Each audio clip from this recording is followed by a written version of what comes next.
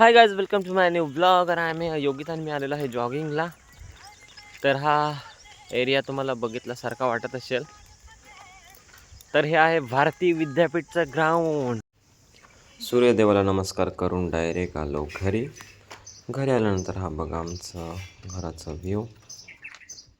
तर योगिताने आज स्पेशल काहीतरी बनवायला घेतलंय. तर पुरणपोळ्या आणि काय काय काय बनवणार आहे? आमरस बनवणार आहे. हे बघा, आम्ही साकी नाक्यावरनं जव्हारवरनं आंबे घेतलेत. 150 रुपये किलो केसरचे. एक नंबर आहेत.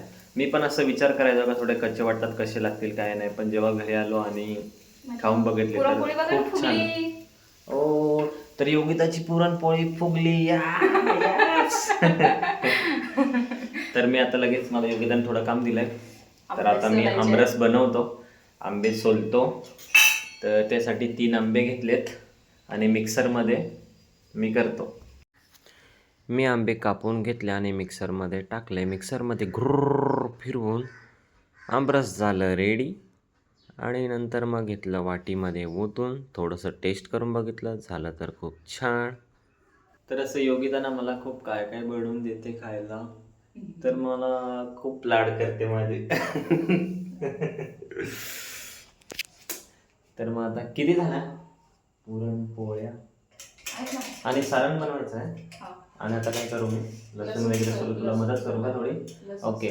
तर मी त्याला थोडी मदत करतो, लसूण वगैरे सोलतो. तो गाईस, सारण बन चुका है. किती वेळ ठेवायचं का?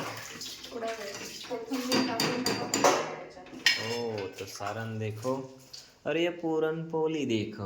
अरे ये योगिता देखो. मांडे घास रे, ये घस रे घास. आमरस, सारण आणि पुरणपोळी झाली रेडी. आणि मी पहिले खाली आणि मग एक नंबर योगिता, मस्त. आधी जाऊन तर काय व्यवस्थित मस्त मस्त झाली का? माझ्या मित्रमैत्रिणींना व्हिडिओ आवडला असेल तर लाईक आणि फॉलो करायला विसरू नका.